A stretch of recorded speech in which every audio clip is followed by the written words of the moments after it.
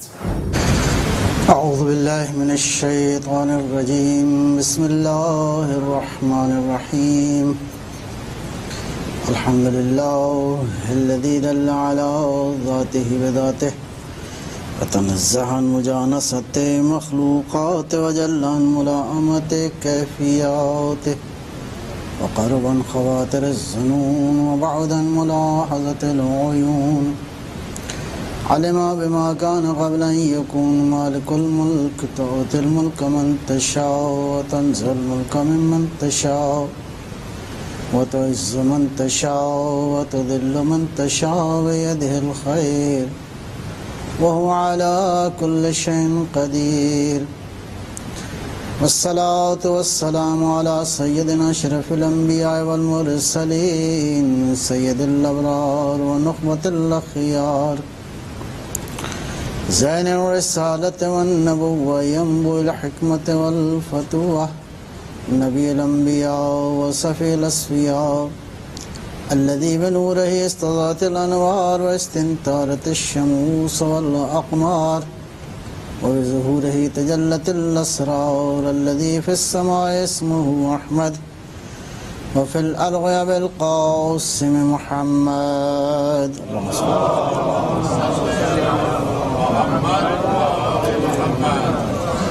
وعلى علي بن عمه كاشف غمه سيد الأولياء والأوصياء أسد الله الغالب غالب على كل غالب الذي حبه فرض على الحاضر والغائب مولانا بالسبتين أمير المؤمنين علي بن أبي طالب اللهم صل على محمد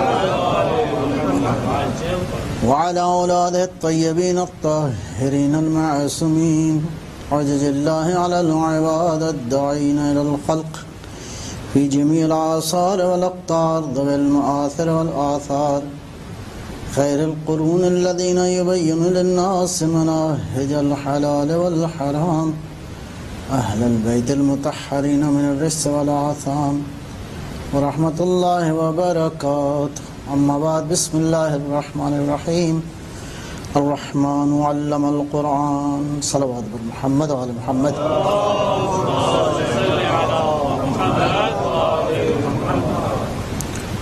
موضوع بحث جو ہے وہ قرآن کریم کی سورہ الرحمن کی آیہ مبارکہ الرحمن علم القرآن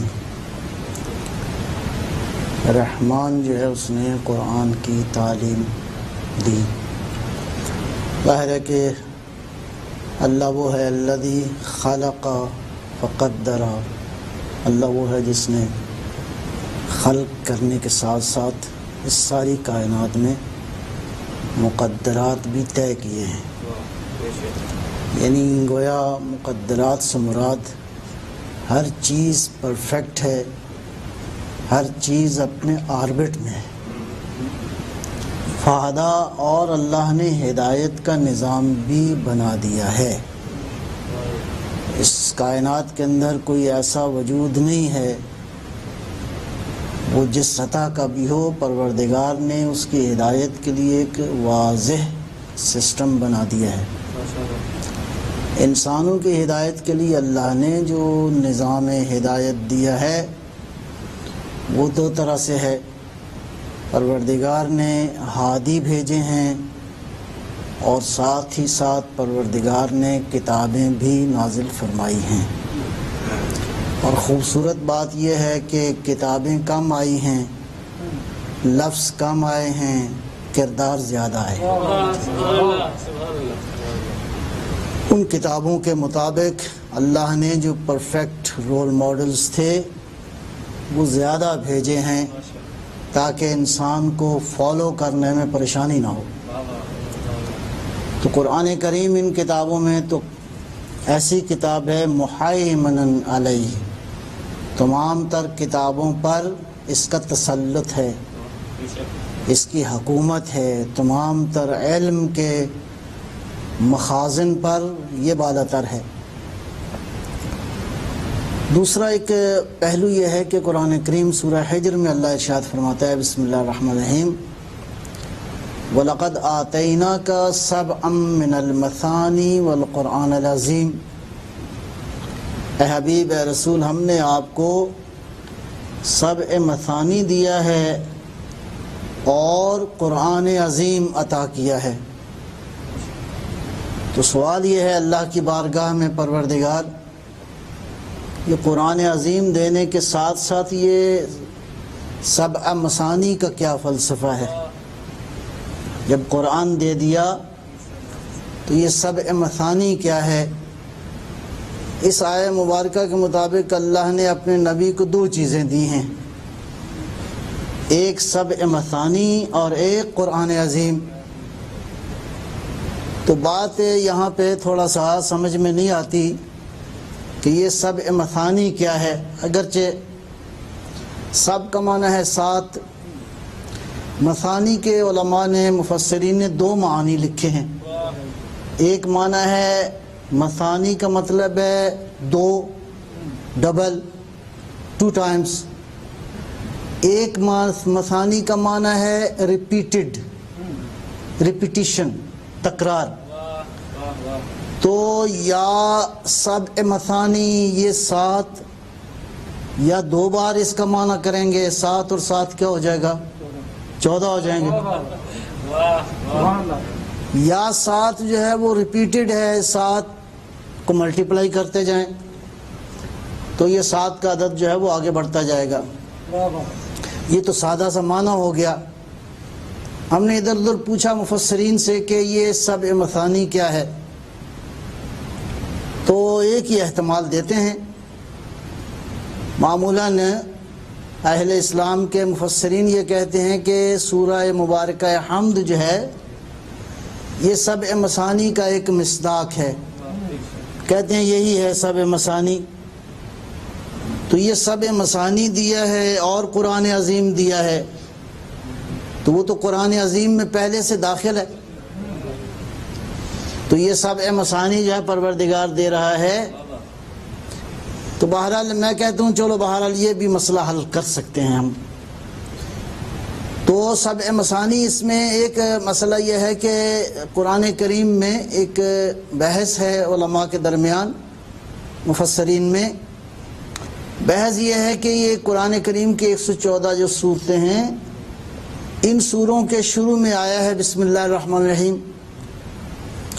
تو اہل اسلام جو ہے وہ اس بات پر تو اتفاق ہے کہ سورہ مبارکہ حمد جو ہے اس کے شروع میں جو بسم اللہ تحریر ہے یہ اس کی پہلی آیت ہے۔ باقی صورتوں کے بارے میں اختلاف نظر ہے، بعض کی رائے یہ ہے کہ نہیں، ہر صورت کے پہلے جو بسم اللہ آئی ہے وہ پہلی آیت ہے۔ عمومی طور پر مسلمانوں کی رائے یہ ہے کہ وہ پہلی آیت نہیں ہے، بلکہ آیت آگے سے شروع ہوتی ہے۔ بسم اللہ تبرکن جو ہے وہ قرآن میں موجود ہے، لیکن سورۃ الحمد کے بارے میں کوئی بھی مسلمان مفسر، مورخ، کوئی بھی عالم بالکل یہ طے ہے کہ یہ جو ہے وہ پہلی آیت ہے۔ لہٰذا اگر اس کو گنا جائے تو بسم اللہ الرحمن الرحیم پہلی آیت ہو گئی، الحمدللہ رب العالمین دوسری آیت ہو گئی، تو یہ آخر تک 7 آیتیں بنتی ہیں۔ تو یہ 7 آیتوں کا مجموعہ ہے سورۃ الحمد۔ روایات یہ ہیں، تاریخ یہ کہتی ہے کہ یہ سورۃ الحمد 2 بار نازل ہوا ہے۔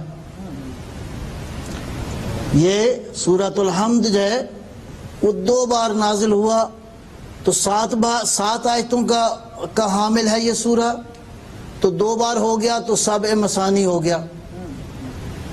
بہرحال یہ ایک رائے ہے کہ یہ 7 صورتوں 7 آیات پر مشتمل سورہ مبارکہ جو ہے یہ 2 بار نازل ہوا، اس لیے جو ہے وہ سبع مثانی ہے۔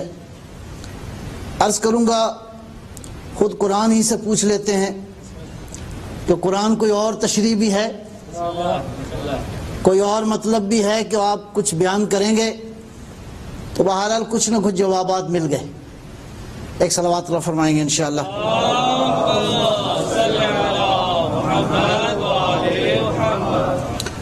اب آئیں تو قرآن نے سات پہ بہت ساری بحثیں کی ہیں. تو دو عالم بنتے ہیں. ایک ہے عالم تکوین، the world of creation. اس کائنات میں مسلسل ایک کریشن کا عمل جو ہے وہ جاری ہے. اس کو اصطلاحاً کہتے ہیں عالم تکوین. اس عالم تکوین میں کائنات ہے، آسمان ہیں، مختلف مخلوقات ہیں. تو قرآن کریم کے حوالے سے دو مخلوق مورد بحث ہیں. ایک آسمانوں کا ذکر ہے، ثم استوى الى السماء فسواهن سبع سماوات. تو آسمانوں کو سات جو ہے وہ بنا دیا ہے. تو قرآن کریم کا پہلا جو عدد ہے وہ بھی سات ہے. جی قرآن کریم کا پہلا عدد سات ہے. اور یہ لفظ، یہ عدد سات بار تکرار ہوا ہے پورے قرآن میں. توجہ ہے آپ کی. اور آخری عدد بھی سات ہے، وہ سورہ نبا کے اندر ہے، وَبَنَيْنَ فَوْقَكُمْ سَبْعًا شِدَادًا. ہم نے سات بہت طاقتور موجودات جو ہیں وہ خلق کر دیے ہیں. مراد وہی سات آسمان ہیں. تو یہ سات عالم تکوین، the world of creation کے اندر آسمانوں کا وجود جو ہے وہ سات. اس کی حقیقت کیا ہے بہرحال وہ ایک علیحدہ بحث ہے. اب آ جائیے، وہ اس عالم تکوین کے اندر انسان کا وجود ہے. یہ ساری کائنات کے اندر ہدایت کا نظام بھی موجود ہے. یہ آپ جو ہیں، میں جو ہیں، یہ بشر، اس کی ہدایت کے لیے بھی پروردگار نے ایک ہدایت کا نظام بنایا ہے. اس انسان کی خلقت کے بھی مرحلے سات ہیں. اس انسان کی خلقت، کریشن کے مرحلے بھی قرآن کریم نے سات بیان کیے ہیں. بسم اللہ الرحمن الرحیم. وَلَقَدْ خَلَقْنَا الْإِنسَانَ مِنْ سُلَالَةٍ مِنْ طِينٍ پہلا مرحلہ. ثُمَّ جَعَلْنَاهُ نُطْفَةً فِي قَرَارٍ مَكِينٍ اگلا مرحلہ. ثُمَّ خَلَقْنَا النُّطْفَةَ عَلَقَةً تیسرا سٹیپ. ثُمَّ خَلَقْنَا الْعَلَقَةَ مُضْغَةً چوتھا سٹیپ. فَخَلَقْنَا الْمُضْغَةَ عِظَامًا اگلا سٹیپ. فَكَسَوْنَا الْعِظَامَ لَحْمًا چھٹا سٹیپ. ثُمَّ أَنشَأْنَاهُ خَلْقًا آخر. فَتَبَارَكَ اللَّهُ أَحْسَنُ الْخَالِقِينَ. اللہ اپنی تعریف کر رہا ہے، میں کتنا بہترین خالق ہوں کہ میں نے کیا سے کیا بنا دیا ہے. کس قطرے سے کس وجود کو میں نے وجود بخشا ہے. تو انسان کی خلقت، کریشن جو ہے، یہ بھی قرآنی نقطہ نظر سے سات مرحلوں کے اندر ہے. تو یہ عالم سات مرحلوں میں ہو گیا. میری آپ کی خلقت بھی سات مرحلوں میں ہو گئی. اس کے بعد آتا ہے عالم تشریع، لیجسلیشن، قانون. تشریع یعنی شریعت، یعنی اس نظام ہدایت کو لیے چلانے کے لیے شریعت کے قوانین پروردگار نے دیے ہیں. ان شریعت کے قوانین میں اگر آپ دیکھیں گے تو میں فی الحال دو تین موضوعات قابل توجہ ہیں. ان اعبدونی ھذا صراط مستقیم، اللہ کی بندگی کرو، یہی صراط مستقیم ہے. تو بندگی کا راستہ جو ہے، خدا تک پہنچنے کے لیے راستہ یہی ہے. اب اس بندگی کے حوالے سے دو بڑی مثالیں ہیں. اس میں ایک جو ہے وہ نماز، اللہ کی بندگی کا ایک ذریعہ ہے. اچھا، اس نماز کے اندر اگر آپ غور کریں تو نماز کی جو معراج ہے وہ کیا ہے؟ سجدہ ہے. تو سجدہ سات کے بغیر نہیں ہوتا. سمجھ آ رہا ہے؟ سجدہ سات کے بغیر، یعنی نہایت خضوع کے لیے ضروری ہے کہ سات جھک جائیں اس کی بارگاہ میں. تو نماز بھی بنیادی طور پر اللہ اور ہدایت کے نظام میں اس کا بہت بڑا رول ہے. عبادات میں سے ایک اور عبادت جو بہت ہی اجتماعی عبادت کے حوالے سے بہت ہی عالم اسلام اس پہ بہرحال انکار نہیں ہے، وہ ہے حج ہے۔ تو حج کے جو واجب ارکان ہیں ان کی تعداد بھی 7 ہے، یعنی 7 کے بغیر حج بھی نہیں ہوتا، 7 کے بغیر نماز بھی نہیں ہوتی۔ حج میں اور بھی اعمال ہیں، طواف کعبہ جو ہے وہ اس کے لیے 7 مرتبہ چکر لگانے کی ضرورت ہے تاکہ انسان چکروں سے باہر نکل آئے۔ صلوات بر محمد و آل محمد۔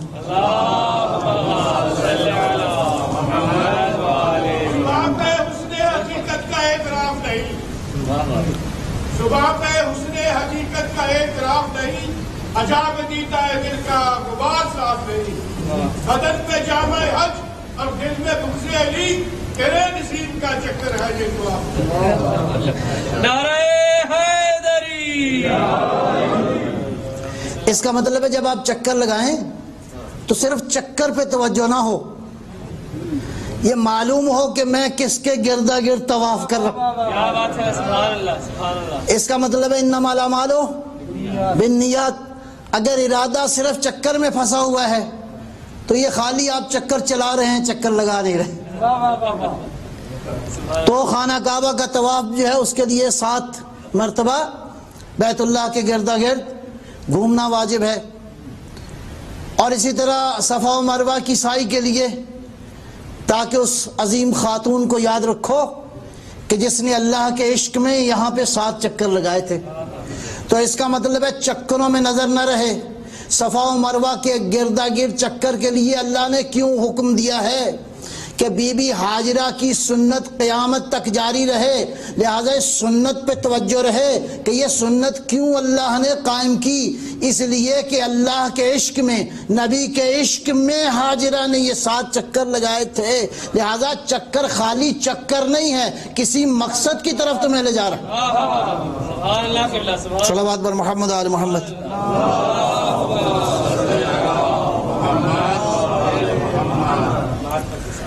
تو اب آ جائیے دوبارہ چلتے ہیں 7۔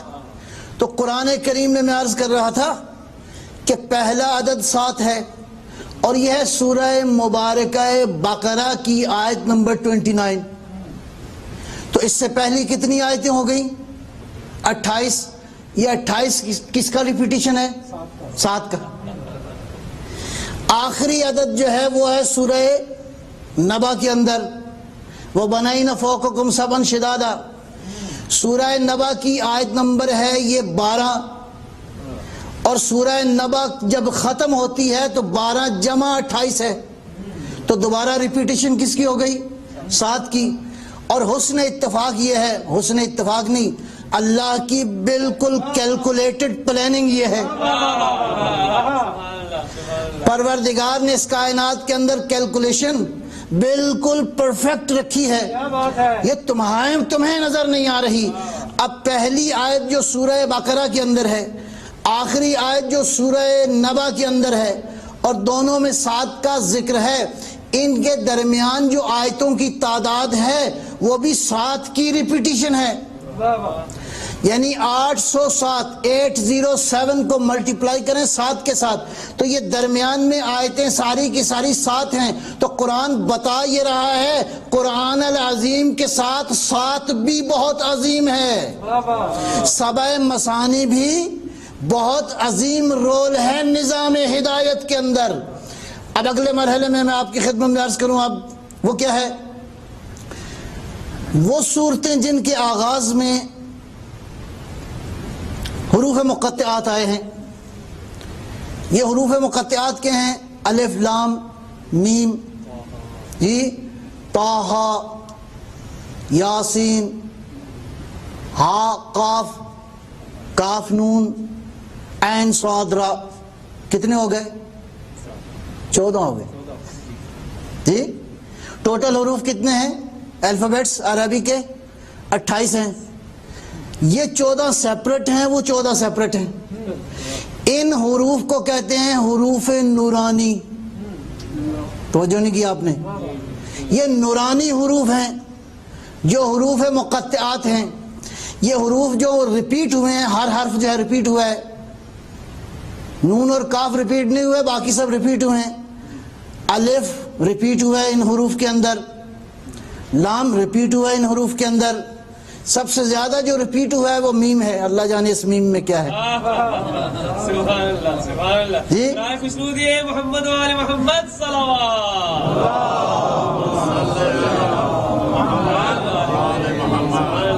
یہ میم سب سے زیادہ ریپیٹ ہوا ہے اور 17 ٹائمز، الف 13 ٹائمز ہے، میم 13 ٹائمز ہے، ہا 7 ٹائمز ہے، اسی طرح باقی حروف۔ تو یہ حروف مقطعات، ان کی ریپیٹیشن کو اگر ملایا جائے تو یہ ریپیٹیشن کے ساتھ بنتے ہیں 78 حروف مقطعات۔ ساری آیتوں کے اگر جمع کیے جائیں تو یہ 78 بنتی ہے ان کی تعداد۔ اور سورہ الرحمن کی آیتیں کتنی ہیں؟ 78۔ صلوات بر محمد وآل محمد۔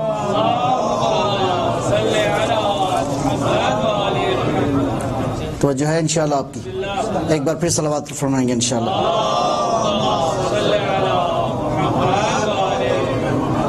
آج حساب کی کلاس ہو گئی۔ صلوات بر محمد وآل محمد۔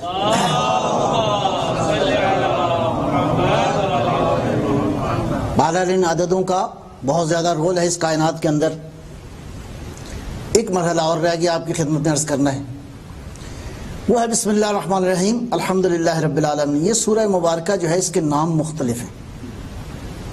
وہ جو ایک رائے ہے کہ یہی سبع مثانی ہے، اس حوالے سے ہم اس نقطے کو بھی دیکھتے ہیں۔ سورہ مبارکہ حمد جو ہے اس کے نام مختلف ہیں۔ ایک نام ہے فاتحۃ الکتاب۔ یہ فاتحۃ الکتاب بتا رہا ہے کہ پیغمبر قرآن جمع کر کے گئے تھے، بعد میں نہیں ہوا۔ جی قرآن بعد میں جمع نہیں ہوا، حضور کے زمانے میں جمع ہو گیا تھا۔ اور کیسے ممکن ہے کہ محمد جیسا ہادی ہو اور کام مکمل نہ کر کے جائے دنیا کے اندر؟ پیغمبر مکمل کر کے گئے۔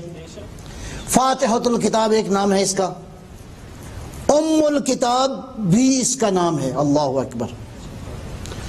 سورہ حمد کا ایک نام جو ہے وہ ام الکتاب ہے، ایک نام ہے اساس، بنیاد۔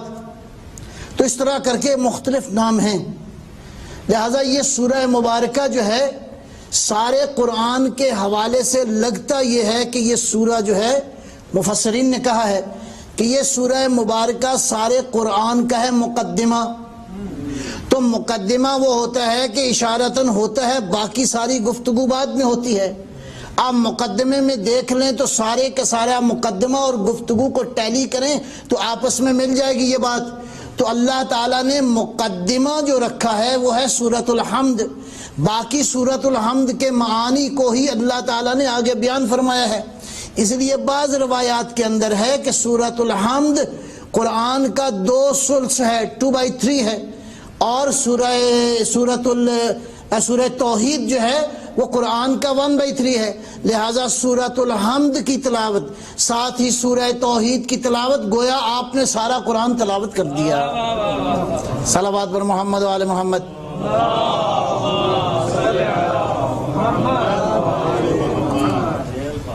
تو عزیزاً الحمدللہ رب العالمین، اس سورہ مبارکہ کے اندر بہت مطالب ہیں۔ ان میں جس مطلب کی طرف ابھی آپ کی توجہ دلانا چاہ رہا ہوں وہ کیا ہے؟ انسان زندگی میں کتنی دعائیں مانگتا ہے؟ جی لامحدود دعائیں مانگتا ہے انسان، اپنے لیے، صحت کے لیے، مریضوں کی شفا کے لیے، رشتہ داروں کے لیے، عزیزوں کے لیے، زندگی کے لیے، ولا غض القیاس۔ انسان کی دعائیں لا تعداد ہیں، لا تعداد دعائیں ہیں۔ سورۃ الحمد ایک ایسا سورہ مبارکہ ہے جس کے اندر ایک دعا مانگی گئی ہے، اور یہ اللہ تعالیٰ نے فرمایا ہے کہ یہ دعا مانگو، اور یہ دعا گویا لگتا یہ ہے کہ ساری کائنات کی دعاؤں میں سب سے بنیادی دعا اللہ کو یہی پسند ہے۔ وہ کیا دعا ہے؟ بسم اللہ الرحمن الرحیم الحمدللہ رب العالمین الرحمن الرحیم مالک یوم الدین ایاک نعبد و ایاک نستعین اہدنا الصراط المستقیم صراط الذین انعمت علیہم اہدینا الصراط المستقیم، یہ دعا ہے۔ اہدینا الصراط، اے پروردگار ہمیں ہدایت فرما، ہماری ہدایت کر دے، کس کی طرف؟ صراط المستقیم کی جانب۔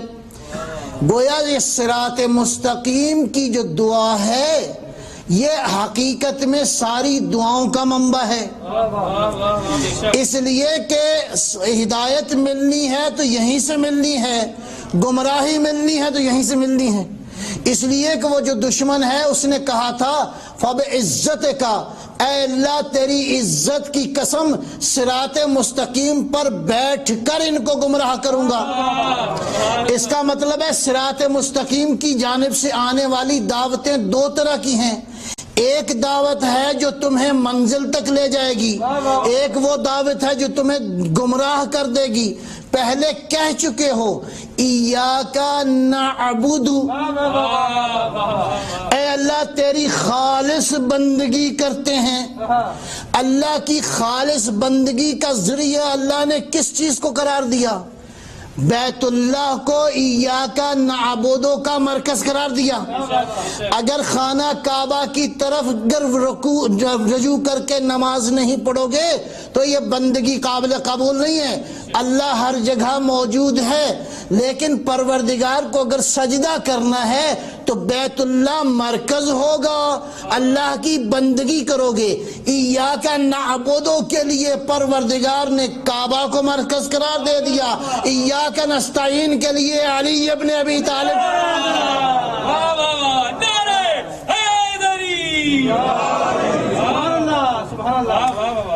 پروردگار تیری تجھ ہی سے مدد چاہتے ہیں، تو بات تو واضح ہوگی، کعبہ جو ہے اللہ ہے یا مخلوق خدا ہے؟ خدا نہیں ہے کعبۃ اللہ، کعبۃ اللہ خدا نہیں ہے، لیکن خدا کی بندگی اور عبادت کا مرکز ہے۔ عزیزان گرامی، جب اللہ نے کہا کہ میں فرشتوں جب بنا لوں تو فقعوا لہ ساجدین، جھک جانا، یہ آدم کو جو سجدے کا اللہ نے حکم دیا تھا کیا پہلا حکم شرک کا دے دیا؟ وَإِنَّ الشِّرْكَ لَظُلْمٌ عَظِيمٌ، اللہ شرک سے، پروردگار شرک ایسا گناہ ہے جو کبھی قابل معافی نہیں ہے۔ تو کائنات بنی، معاملہ شروع ہوا تو پہلا ہی حکم شرک کا ہو گیا۔ اور بندگان خدا سمجھنے کی کوشش کرو، اللہ نے شرک کا حکم نہیں دیا، پروردگار نے فرشتوں سے کہا اگر میری بندگی کرنا چاہتے ہو تو تمہارے لیے کعبۃ اللہ خلیفۃ اللہ ہے۔ محمد و آل محمد بآواز بلند صلوات۔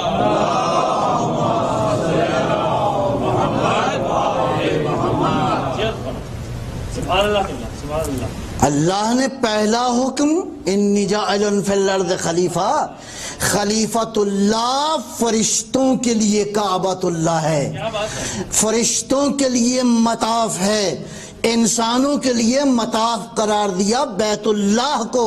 اس کا مطلب ہے بیت اللہ خدا نہیں ہے، خدا کی بندگی کا وسیلہ ہے۔ تو ایاک نعبد و ایاک نستعین وسیلہ پروردگار کی بندگی کا وسیلہ۔ اگر کعبۃ اللہ ہے تو کوئی ہو جو اللہ کی مدد کا وسیلہ بنے اور کعبۃ اللہ سے نسبت ہو۔ بس کعبۃ اللہ سے نسبت ہوگی تو وہ بنے گا اللہ کی مدد کا وسیلہ، اور اللہ کی مدد کا وسیلہ وہی ہے جو کعبۃ اللہ میں پیدا ہو گیا۔ سلام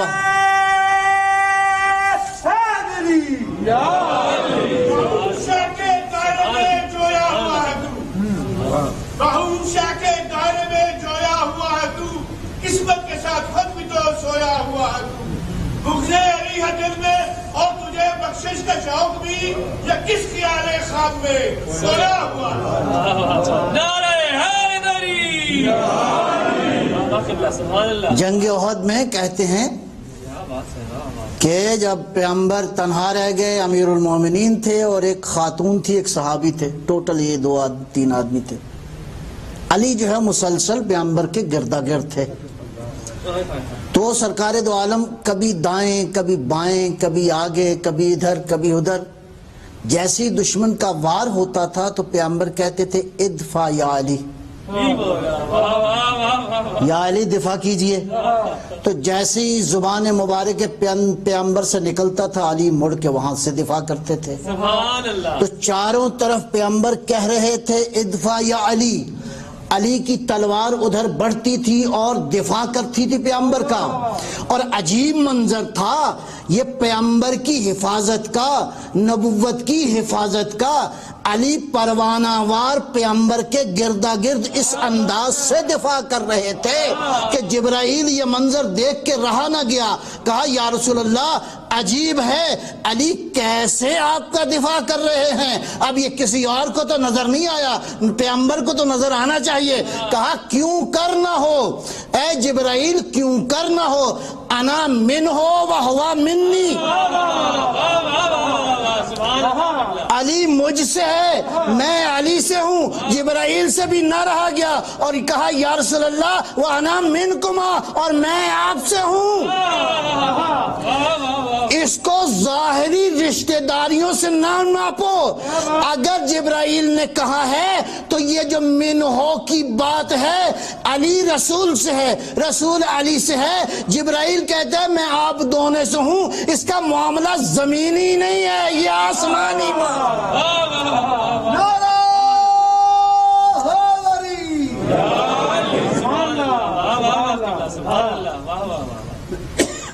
اہدنا الصراط المستقیم، اے اللہ ہماری ہدایت فرما دے۔ ہدایت کی کتنا ضرورت ہے؟ At least 24/7۔ کیوں؟ خطرہ ہی اتنا ہے جی، خطرہ بھی اتنا ہے نا۔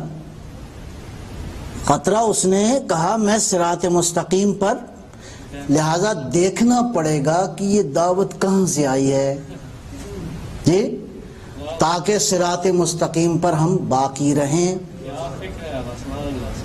تو جو ہے نا، دعوتیں تو دونوں طرف سے آ رہی ہیں، وہ بھی انویٹیشن دے رہا ہے، تقسیم کر رہا ہے روز، کہتا ہے میری طرف آ جاؤ بہت کچھ ملے گا، تو وہ تو یہاں تک ملے گا، آگے تو کچھ نہیں ملے گا اگر اس کی دعوت کو قبول کر لیا۔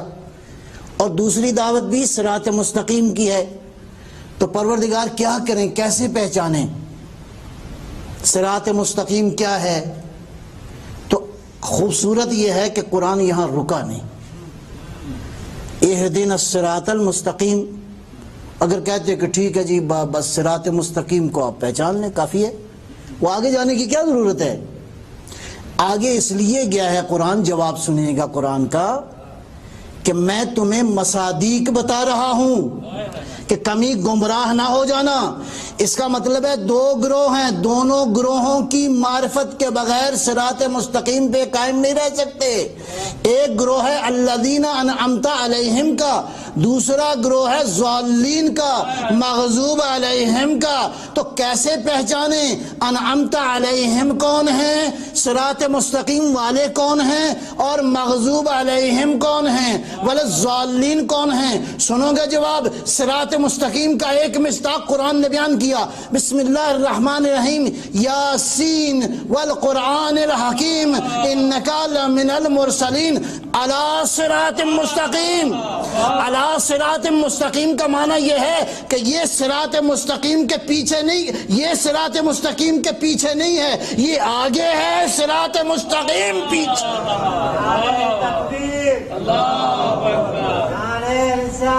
یا رسول اللہ،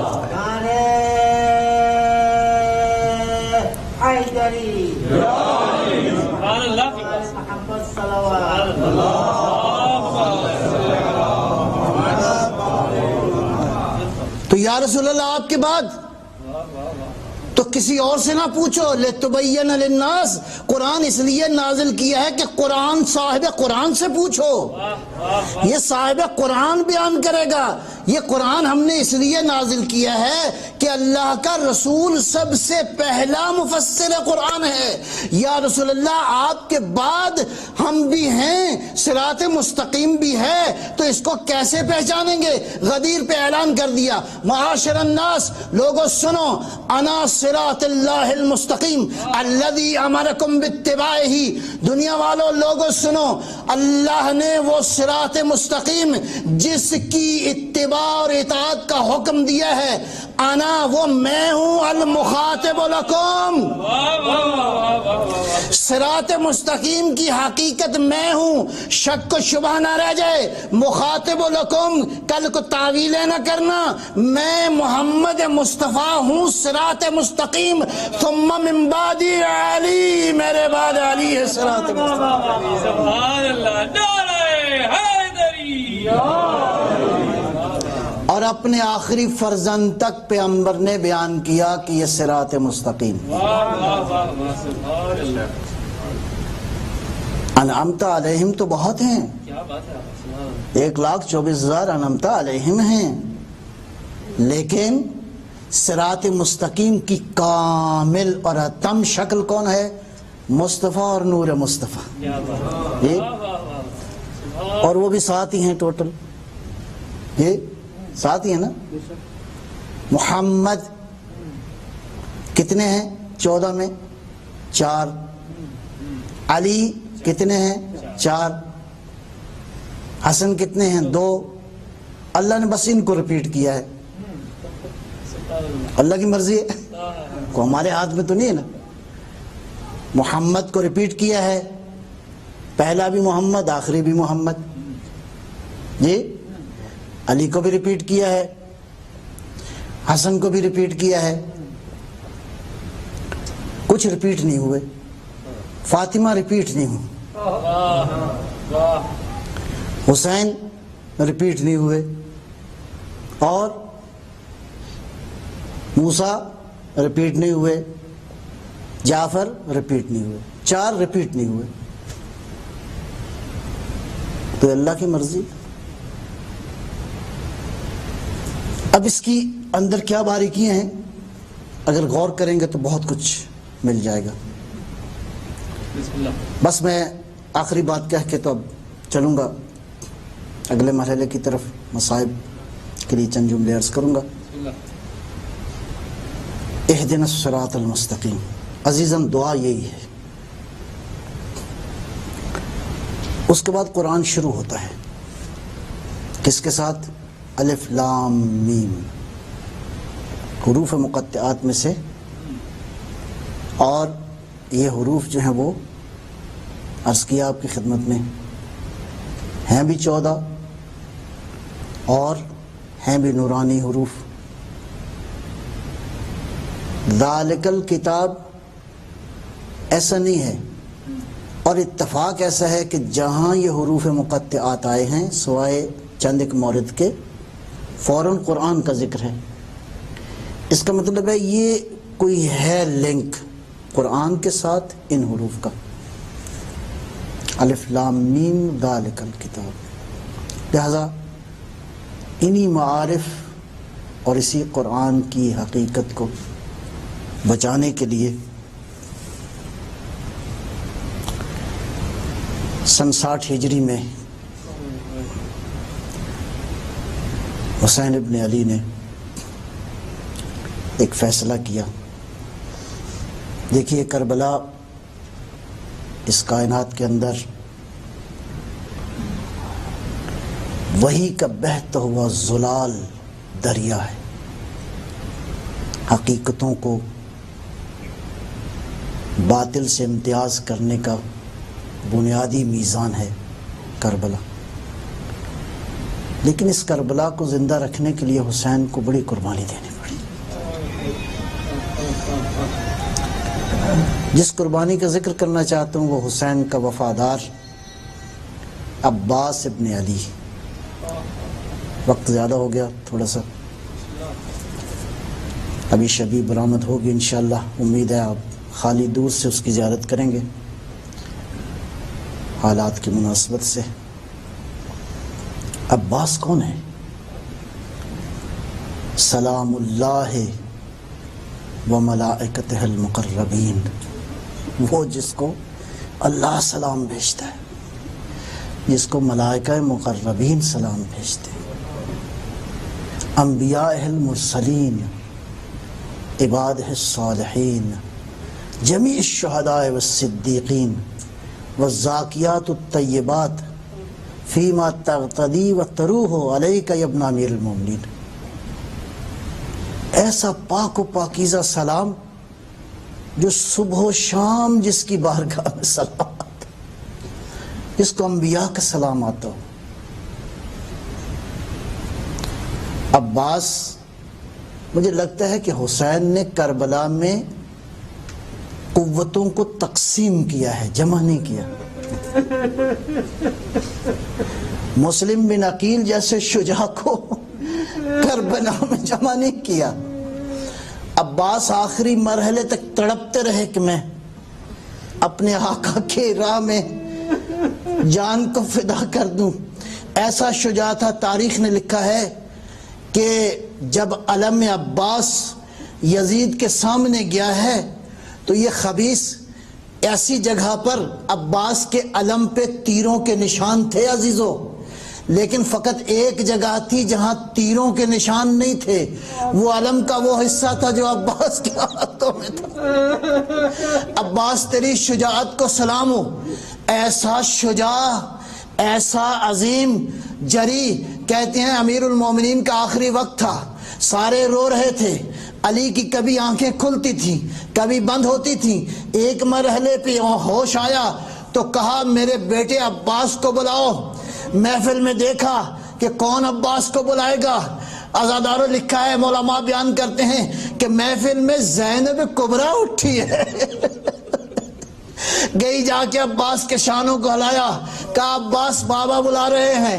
عباس گئے، علی نے بیٹے کو سینے سے لگایا، بس کان میں ایک جملہ کہا۔ جملہ عزیزو کیا ہے؟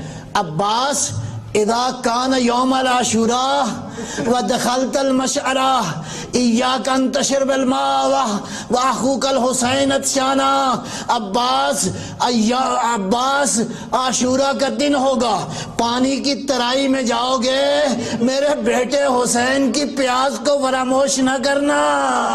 یہی وہ عباس عزادارو۔ اب عباس بار بار آ رہے ہیں، مولا اجازت ہے میدان جنگ میں جانے کی۔ بار بار حسین کہتے انتا صاحب اللوائی، تو میرا علمدار ہے۔ ایک مرحلہ ایسا آیا کہ جب کہا نا انت صاحب لوائی، کہا مولا اب تو وہ لشکری نہیں رہا جس کا میں علمدار ہوں، بس اجازت ملی فطلب لہؤلاء الماء، جاؤ بچوں کے لیے پانی لے آؤ۔ عباس گئے خیموں میں، سکینہ دوڑی، بچوں آؤ میرے چچا پانی لینے چلے ہیں۔ عباس نکلنے لگے، بہن زینب نے روکا، کہا بھیا تھوڑی دیر کے لیے بیٹھو گے، مجھے معلوم ہے کہ میدان میں جانا تو بہانہ ہے، بھیا ایک بات سنو گے؟ کہا جھک گئے، بڑے ادب کے ساتھ بیٹھ گئے۔ کہا میں چھوٹی تھی تو بابا نے مجھے گود میں ایک دن بٹھایا اور میرا یہاں سے پردہ جو ہے وہ ہٹا اور بابا نے رونا شروع کیا۔ میں نے کہا بابا خیر تو ہے؟ کہا ان بازوؤں پہ ایک وقت آئے گا رسن بندھے گی۔ میں سوچتی تھی کہ جس کے عباس جیسے بھائی ہوں، جس گھر میں بھائیوں کے ساتھ بھرا ہوا ہو، اس زینب کے ہاتھوں پہ بھی رسن بندھے گی، لیکن عباس اب یقین ہو چلا کہ زینب کے بازوؤں پہ رسن بندھے گی۔ بس عباس چلے عزیزو۔